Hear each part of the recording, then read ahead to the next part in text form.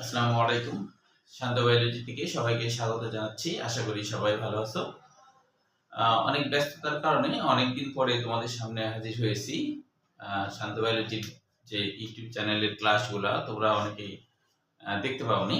তো এখন আশা করছি মোটামুটি আমরা আবারও নিয়মিত ক্লাস নিব। অর্থাৎ হচ্ছে আ আ কলেজ ছুটি তোমাদের অ্যাডমিশন ব্যাচ ছাড়া, মেডিকেল অ্যাডমিশন ব্যাচ ছাড়া অন্য ব্যাচগুলোও মোটামুটি ছুটি। এখন মোটামুটি সপ্তাহে ৩-৪ দিন আমরা নিয়মিত ক্লাস দেব। এখন থেকে আরকি। তো তোমরা ইতিমধ্যে যে ক্লাসগুলা আরকি যে অধ্যায়ের ক্লাসগুলা হয়নি আরকি, মূলত সেই অধ্যায়ের ক্লাসগুলাই এখন থেকে আমি নিতে শুরু করব। ফার্স্ট পার্ট তোমরা চাইলে একটু বই বের করতে পারো। ফার্স্ট পার্ট যে বিজ্ঞান প্রথম পত্রের ১১ অধ্যায়ের শুরুর দিকের গুরুত্বপূর্ণ ক্লাস যেগুলো সৃজনশীলের জন্য আসে মূলত সেগুলো আলোচনা করব। তো তোমরা দেখছো বোর্ডে লেখা আছে টিস্যু কালচার পদ্ধতির ধাপসমূহ। তোমরাও চাইলে বই বের করতে পারো ক্লাস শুরুর আগে, তাহলে বইয়ের সাথে একটু মিলিয়ে পড়তে পারো। তাহলে আশা করি তোমাদের এটার সমস্যা থাকার কথা না।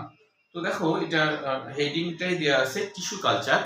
আমরা যেমন যে অনেকে মনে করো যে বিভিন্ন গাছ টাছ বা বিভিন্ন উদ্ভিদ কালচার করে, মানে লালন পালন করা এরকম বোঝায় টিস্যু কালচার। তার মানে কোনো একটা টিস্যু নিলাম, কোনো উদ্ভিদ থেকে একটা টিস্যু নিলাম এবং এই টিস্যুটাকে আমি লালন পালন করব, ব্যাপারটা এরকম, এটাই হলো টিস্যু কালচার। তো সেটা লালন পালন করতে গেলে তাকে খাওয়াতে টাওয়াতে হবে। তো এমন একটা মাধ্যমের মধ্যে তাকে খাওয়াবো যে মাধ্যমের মধ্যে সে যেন সঠিক সঠিক খাদ্য খাবার পায়, আবার পরিবেশটা যেন তার জন্য অনুকূল থাকে।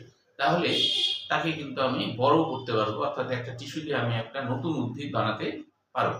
এটা উদ্ভিদের ক্ষেত্রে খুব বেশি সম্ভব হয়েছে, কিন্তু প্রাণীর ক্ষেত্রে খুব বেশি এটা সম্ভব হচ্ছে না বা হয় না। এর কারণ হলো প্রাণীতে অনেক অনেক ভ্যারাইটিস অঙ্গ-প্রত্যঙ্গ তৈরি করতে হয়।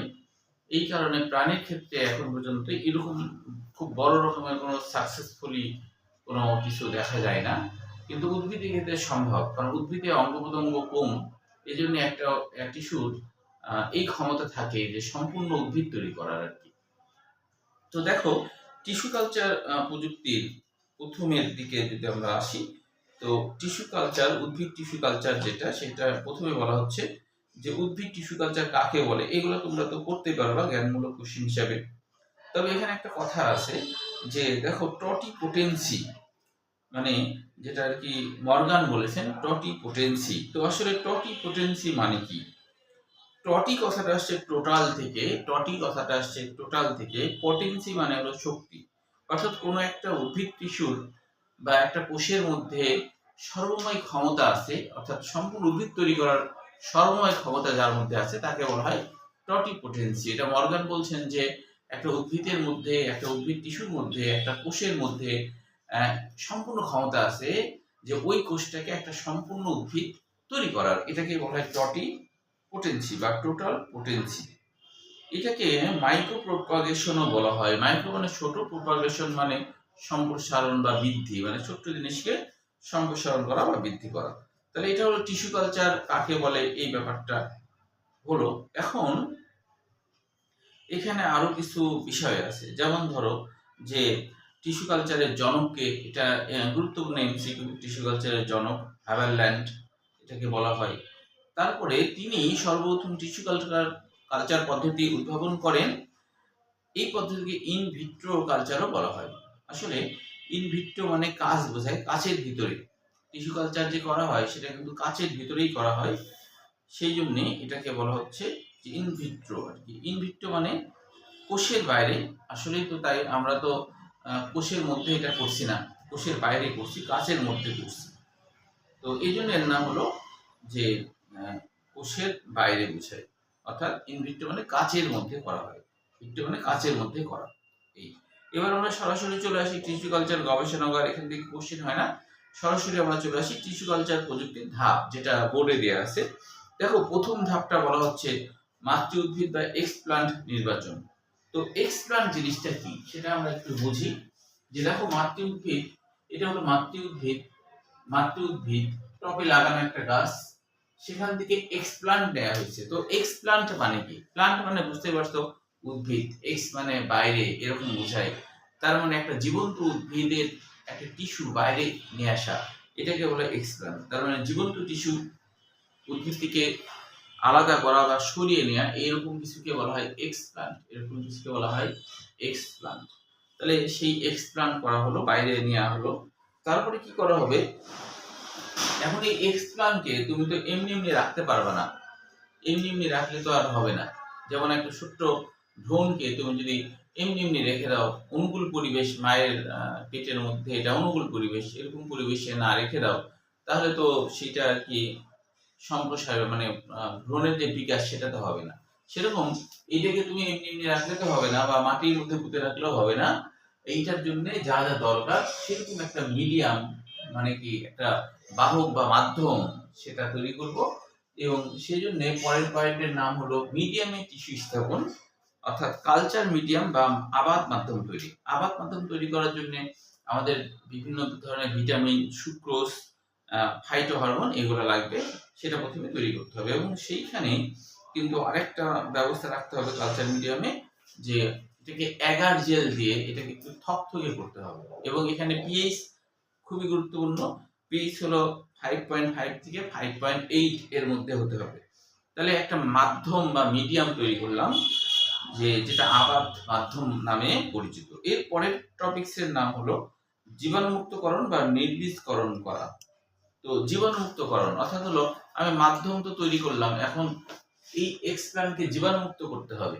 তো এইটা জীবাণুমুক্ত করার জন্য অটোক্লেভ যন্ত্র, অটোক্লেভ মানেই বোঝায় জীবাণু ধ্বংস, অটোক্লেভ মানেই বোঝায় নির্বীজকরণ বা জীবাণু ধ্বংস। এরকম একটা যন্ত্রের মধ্যে দিলে কি হবে, সেই যন্ত্রে 121 ডিগ্রি সেলসিয়াস তাপমাত্রা থাকে। 20 মিনিট ধরে সেই যন্ত্রের মধ্যে রাখলে যে এই টিস্যু মরবে না, কিন্তু এই টিস্যুর সাথে যদি কোনো জীবাণু টিবাণু থাকে সেগুলো সব ধ্বংস হয়ে যাবে।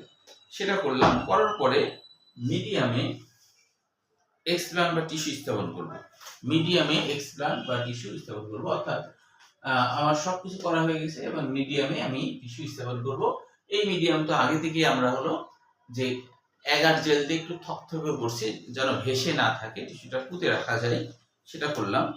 এখন বলছে টিস্যু স্থাপন করার পর কি হবে, এবার আমাকে কিন্তু এই টিস্যুটা যেন মাইটোসিস কোষ বিভাজন ঘটাতে পারে, সেটার জন্য কিন্তু বৈদ্যুতিক আলো 3000 থেকে 5000 লাক্স, লাক্সের বাংলা অর্থ আলোর প্রবাহ বোঝায়, সেরকম একটা আলো রাখতে হবে। তাপমাত্রা থাকবে 17 থেকে 20 ডিগ্রি সেলসিয়াস। আপেক্ষিক আর্দ্রতা থাকতে হবে 70 থেকে 75 ভাগ, এরকম থাকতে হবে। তাহলে দেখা যাবে যে এটা কি হবে, এটা বিভাজিত হয়ে একটা ক্যালাস তৈরি করবে। ক্যালাস বলতে বোঝায় কোষমণ্ড বা অবয়বহীন, অর্থাৎ অবয়বহীন বলতে যার কোনো নির্দিষ্ট আকার আকৃতি থাকবে না, এরকম ধরনের বিভাজন ঘটে এরকম একটা কোষমণ্ড তৈরি করবে বা অবয়বহীন এক ধরনের টিস্যুগুচ্ছ তৈরি করবে, এটাকে বলা হয় ক্যালাস। এখন এই ক্যালাসটা পরবর্তীতে কি হবে, যে চারা উৎপাদন করবে মাইটোসিস বিভাজনের মাধ্যমে। এখন এই চারাটাকে, চারার মধ্যে কিন্তু মূল উৎপাদন হবে না, তাহলে মূল উৎপাদন করার জন্য এই চারাকে মূল উৎপাদন করার জন্য আবার আলাদা মিডিয়াম, এই জন্য আমি এটা লাল কালি দিয়ে দেখিয়েছি, আলাদা মিডিয়াম তৈরি করতে হবে। যেই মিডিয়ামে মূল সৃষ্টি করার জন্য যা যা উপাদান লাগবে সেগুলো আগে থেকেই দেওয়া থাকে। তাহলে কি হবে, তখন দেখা যাবে এখানে মূল সৃষ্টি হয়ে গেল, এই যে মূল সৃষ্টি হয়ে গেছে। এবার এই মূল সৃষ্টি হওয়ার পর এই মূলগুলা প্রাথমিক অবস্থায় টবে লাগানো যেতে পারে, পরবর্তীতে প্রাকৃতিক পরিবেশে লাগাবো। তো এটাই হলো আসলে টিস্যু কালচার। তোমরা যে কাজটা করবা, পরীক্ষায় পয়েন্টগুলো লিখবা, ভিতরগুলো বানিয়ে লিখলেও হবে। তবে এখানে কিন্তু এমসিকিউর জন্য গুরুত্বপূর্ণ যে বিষয়গুলো আমি যেগুলো একটু আলোচনা করলাম সেগুলো একটু খেয়াল রাখতে হবে। তাহলে এটা খুব কঠিন কিছু না, এটা খুব সহজেই তোমরা লিখতে পারবে। তো আগামী দিন আমরা উদ্ভিদ প্রজনন ও উন্নত জাত উদ্ভাবনে টিস্যু কালচার প্রযুক্তির ভূমিকা, এইটা নিয়ে আলোচনা করব। তাহলে আজকের মতো এখানেই বিদায় নিচ্ছি। আল্লাহ হাফেজ, আসসালামু আলাইকুম।